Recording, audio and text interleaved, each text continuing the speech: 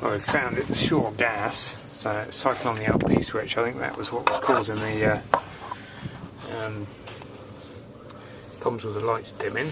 I've gone on the fusible plug, you see the solder's moved a bit on there, but we're generating a little pile of bubbles around that side, a few more on that side.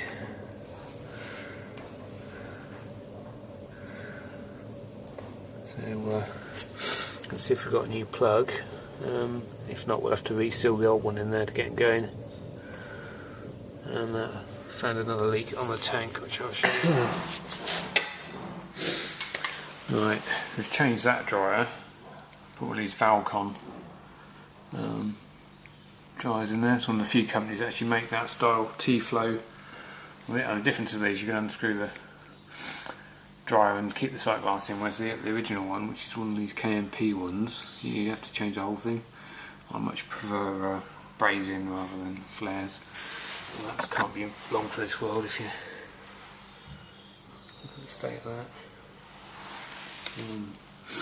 Check around the solenoid, that's the system with the leak. Now we went around this with a leak detector and we were getting, it was beeping on there. It didn't look like it was leaking to me, and I've gone around the top, I couldn't see anything. And see if I can get my torch to clamp on the pipework here. So I've got a hand free. Maybe not. There we go. Anyway, I've got a little mirror.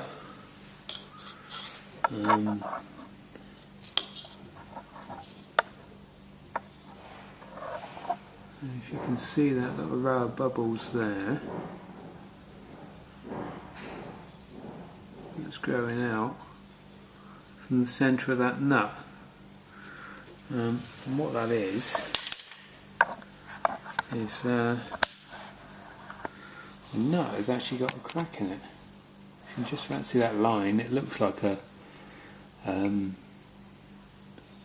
I've seen them where you get like a spider's web on there or something and it's just a little bit of dirt, but there's actually that line right there, right round to here, right the way around the side you can just about see it, and then on the back you can see where those bubbles are growing. The nut is actually cracked almost all the way around, so that's the main problem. I don't think I can ever remember seeing one go like that before. Well, not recently. I've seen them crack, split down the middle.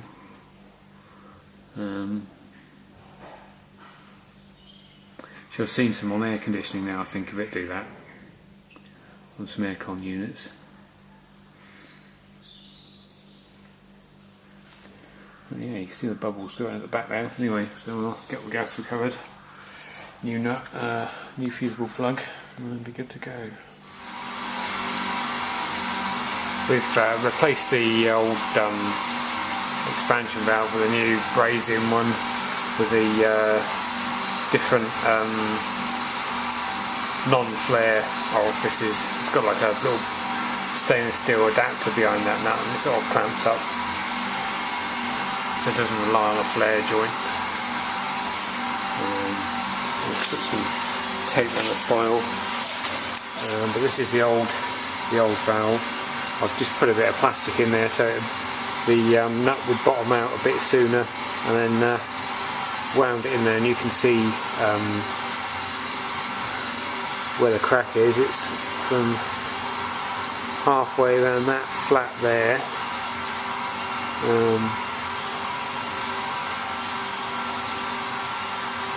It looks to be about halfway through there. I'm not sure if that's a dirt. Halfway through that flat there to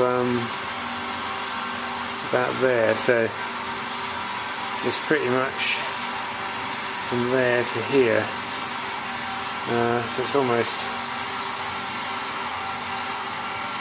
more than halfway round the nut.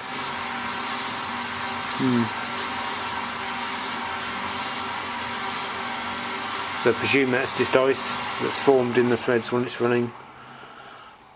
That's done that. This looked pretty tired anyway. I think the thing was new in '94, so I thought rather than just flaring it and then find the capillary goes, I'll put a new valve on.